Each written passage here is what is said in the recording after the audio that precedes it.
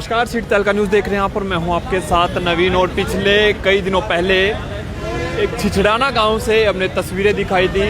School में टीचरों की समस्या, जी हां, गांव में ट्रांसफ़र ड्राइव पॉलिसी के तहत जो टीचरों का जो ट्रांसफ़र हुआ था उसको लेकर जहां ग्रामीणों की ओर से लगातार स्कूल के बाहर धरना प्रदर्शन किया जा रहा था, लेकिन आज तमाम जो किसान अब ग्रामीणों के समर्थन में आए हैं और किसानों की ओर से और ग्रामीणों की ओर से पानीपत जिला लघु सचिवालय के सामने प्रदर्शन किया जा रहा है। धरना प्रदर्शन किसानों की ओर से दिया गया और जिला लघु सचिवालय की ओर से तमाम जो किसान हैं वो पहुंचते नजर आ रहे हैं। तमाम लोगों से अपील है कि वीडियो को जितना भी शेयर हो सके शेयर जरूर करें। तमाम तस्वीरें हम आपको पानीपत के जिला लघु सचिवालय के सामने से दिखा रहे हैं, जहां तमाम जो किसान और ग्रामीण है वो धरना प्रदर्शन जिला लघु सचिवालय के बाहर कर रहे थे। और कुछ ही देर में अब ये जो है तमाम जो किसान और ग्रामीण है जिला लघु सचिवालय की ओर बढ़ रहे हैं और अधिकारियों के मार्फत जो है मुख्यमंत्री के नाम ज्ञापन इन लोगों की ओर से सौंपा जाएगा। तमाम लोगों से वीडियो को शेयर जरूर करते रहें। स्कूलों को बंद करने वाली सरकार मुर्दाबाद, मुर्दाबाद, मुर्दाबाद। शिक्षा को खत्म करने वाली सरकार मुर्दाबाद, मुर्दाबाद, मुर्दाबाद।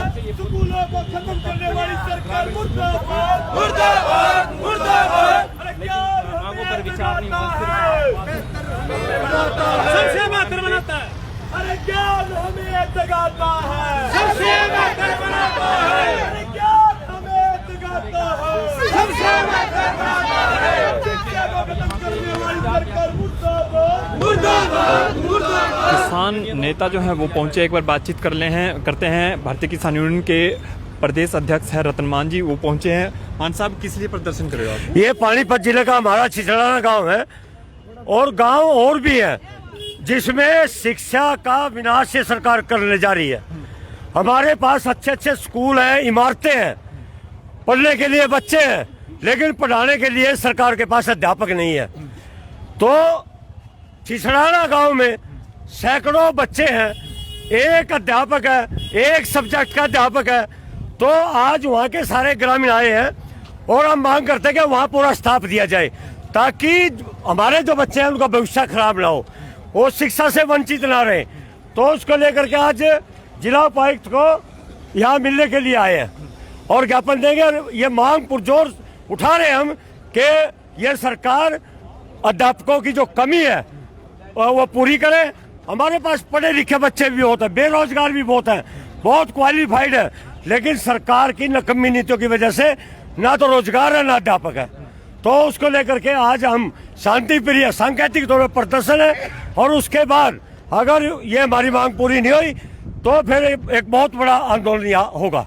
अध्यापकों की मांग की जा रही है या पॉलिसी को वापस लेने की भी मांग की जा रही है? अध्यापक लग जाएंगे, पॉलिसी अपने आप वापस होगी। हमें तो अध्यापक चाहिए, वो दो और हमारे बच्चों को पढ़ाओ ताकि शिक्षा का विनाश ना हो इस प्रदेश से। तो इसके लिए यही हम मांग करते हैं कि पूरा स्टाफ स्कूलों को दिया जाए। सरकार शिक्षा को बढ़ावे देने के दावे कर रही है, भाई पहले से बेहतर शिक्षा स्तर जो बनाया गया है सरकार की, बड़े बड़े दावे किए जा रहे हैं। कुछ भी बोलते हो सरकार, बोलने से कोई इस देश में मना कोई किसी को कर सकता है? दावे तो हैं, हकीकत तो नहीं। आप सरकार में हकीकत बुलवा के दिखाओ। दावे तो चंडीगढ़ में बैठ कर करते होंगे और आप अच्छी तरह उन दावों को सुनते भी हो।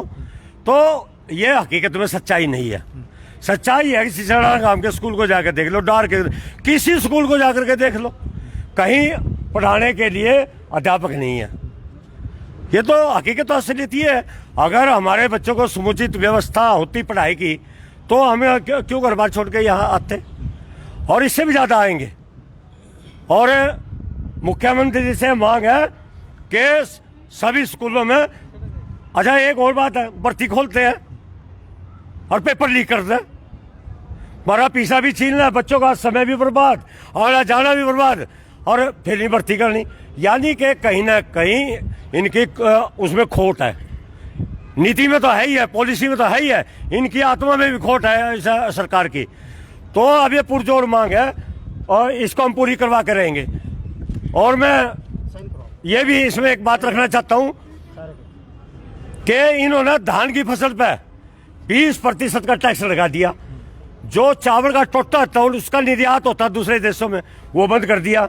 अब अब इसको क्या कहोगे आप? इसको दावा कहोगे, क्या कहोगे? अब आधे मोल में किसानों की फसलें लूटेंगी। उसके लिए भी आंदोलन की सभी संगठनों की तरफ से, संयुक्त मोर्चा की तरफ से तैयारी है। और हम आपके माध्यम से ये सरकार से, मुख्यमंत्री से मांग करते हैं कि अध्यापकों की कमी को पूरा किया जाए, विनाश ना करो इस प्रदेश का। बाकी तो बहुत सारे मामले हैं, आप हमारे 13 महीने के आंदोलन के भी साक्षी रहे हो। तो ये उजाड़ने पर खड़े, इस देश को मजदूर बनाने की मंडी का काम कर रहे हैं। तो सबसे जरूरी है शिक्षा और चिकित्सा, और इसका ही बुरा हाल पीट दिया सरकार ने। तो हम आपके माध्यम से और सारे अपने जितने भाई आए, संगठनों के भाई आए, और उनके सब की तरफ से मांग करता हूं कि उनकी जल्द से जल्द भर्ती की जाए। जी, कितने दिन हो चुके हैं लगातार प्रदर्शन स्कूल में? आज धरने का 13वां दिन है, 13 दिन कंप्लीट हो चुका, 14वां दिन है। तो हमने राज्यसभा सांसद से भी मिल चुके हैं, कृष्णलाल पवार से, और संजय भाटिया जी ने हमें टाइम नहीं दिया है। और हम अपनी मांग को सोशल मीडिया के द्वारा मुख्यमंत्री को भी टैग कर चुके हैं, शिक्षा मंत्री को भी टैग कर चुके हैं। आश्वासन दिए जा रहे हैं, हमें राज्यसभा सांसद ने भी आश्वासन दिया, बीओ साहब ने आश्वासन दिया, डीओ साहब ने आश्वासन दिया, पर कार्रवाई नहीं हुई है। उसके लगातार हम प्रयत्नशील भी है, हम धरना भी दिए हुए हैं, मीटिंगें भी करते हैं। अभी हमने लास्ट जो मीटिंग हुई थी कि भी हम किसी भी जेपी पार्टी के बंदे को गांव में घुसने नहीं देंगे। उसके बावजूद भी हमारी कोई मांग नहीं मानी जा रही है कि भी आप ऐसा क्यों कर रहे हो। हम नुमाइंदे, हमने वोट दिए है, हम अपनी सरकार के आगे बात रखना चाहते हैं, हम चाहते हैं कि हमारी सुने, पर हमारी सुनी नहीं जा रही है। 180 बच्चे हैं 6 से लेकर 10 तक। हमारे ट्रांसफ़र ड्राइव पॉलिसी 2022 कहता है 5 टीचरों को तो ट्रांसफ़र कर लिया गया है, नियुक्ति सिर्फ एक टीचर की है, और वो भी एक सब्जेक्ट संस्कृत का। जो लैंग्वेज है, इंग्लिश है, हिंदी है, कोई पोस्ट नहीं है। और बल्कि ड्राइव कैप की हुई है, वहाँ कोई आवेदन नहीं कर सकता। आवेदन का मतलब है वो नहीं चाहते कि यहाँ कोई टीचर आए, किसी भी सब्जेक्ट का टीचर आए। जैसे आपने सभी को पता है कि 125 स्कूलों को बंद कर दिया है। जो अगली श्रृंखला है कि बंद करने की, वो हमारे स्कूल की होगी, हमें ये पूरा आश्वासन है और इनके कृत्य से लग रहा है। अभी इस सेशन में कुछ बच्चे कम होंगे या अगले में हो जाएंगे। इनकी नीति है भी टीचर कम करो, ये शिफ्ट हो जाएंगे अपने आप से, बच्चे शिफ्ट हो जाएं, दूसरे सरकारी स्कूल में चले जाएंगे और फिर इनको बंद करने का काम करेंगे। तो हमारी मांग आपके माध्यम से भी यही है कि सरकार हमारी सुन ले, हमारे बच्चों के भविष्य खराब ना करे, उनके नियुक्ति कर दे, उनके बच्चों आप ये कह रहे हो, आपने ये कहा था कि भाई बीजेपी नेताओं को आप गाँव में जाने दोगे, दूसरी तरफ आप ये कह रहे हो कि भाई सांसद ने आपको मिलने का समय नहीं दिया, क्या लगता है? हम सांसदों के पास गए हैं, एक सांसद ने मिलने का टाइम नहीं दिया, राज्यसभा सांसद ने मिलने का टाइम दिया, उनको बात रख चुके हैं। उन्होंने एक दिन का हमें बताया था कि एक दिन में, हमने 3 दिन वेट किया। उन्होंने कहा था 1 दिन में समस्या समाधान हो जाएगा, 3 दिन के बाद समस्या समाधान हुआ, तब जाके हमने ये फैसला लिया कि हम अब बीजेपी सरकार को अपने घर घुसने नहीं देंगे। अब क्या रहेगा? अब इसके बाद हम ग्राम सभा की मीटिंग बनाएंगे, हर गाँव घर से एक आदमी होगा, उसके बाद आगे हम रणनीति बनाएंगे क्या करना चाहिए। तो तमाम जो लोग हैं वो आप देख सकते हैं, किसान नेताओं के साथ साथ ग्रामीण भी पहुंचे हैं। क्या कहना चाहोगे आपके तो नजदीक? देखिए, हम तो यही कहना चाहते हैं कि जो देश के राजा का जो पहला धर्म होता है ना, वो अपनी प्रजा को सुशिक्षित शिक्षा प्रदान करना होता है। और जितनी ज्यादा प्रजा शिक्षित होगी उतना ही वो राष्ट्र मजबूत बनेगा। यहाँ स्लोगन तो दिए जाते हैं विश्व गुरु भारत 2022 में, क्या 2022 अभी पार होने को क्या बन गया विश्व गुरु। और ऊपर से दूसरी बात, ये स्कूलों को बंद किया जा रहा है। स्कूलों को बंद करके ये कहते हैं कि हम विश्व गुरु बनाएंगे। बिना शिक्षा के आप कैसे विश्व गुरु बना दोगे? अगर विश्व गुरु बनाना तो शिक्षा तो सबसे जरूरी चीज है। मानव जीवन का जो उत्थान का जो पहला जो कदम है वो शिक्षा है, और इस शिक्षा को खत्म कर रहे हैं सरकारी स्कूलों में मोस्टली गरीब बच्चे ही जाते हैं।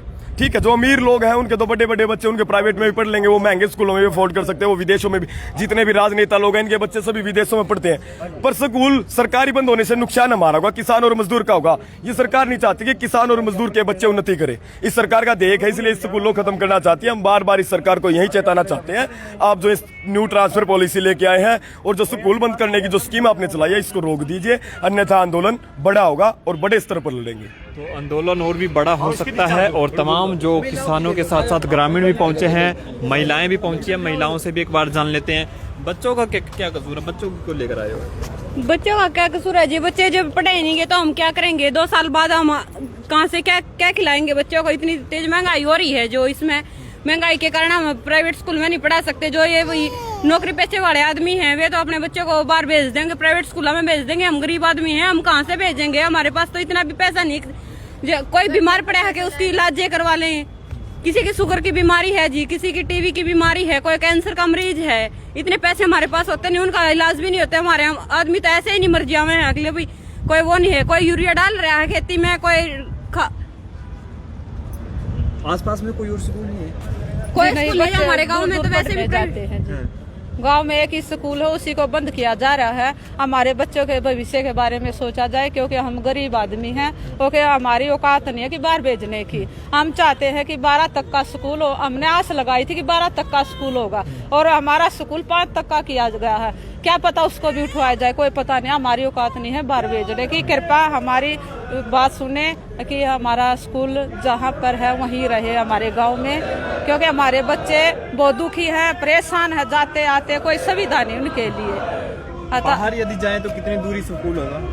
4 किलोमीटर दूरी पर है। भेजना चाहोगे अपने बच्चों ना, को? हम कैसे भेजेंगे जी इतनी दूरी पर? ये जमाना भी ऐसा नहीं है जी हम बच्चों को दूर पर भेजे हैं।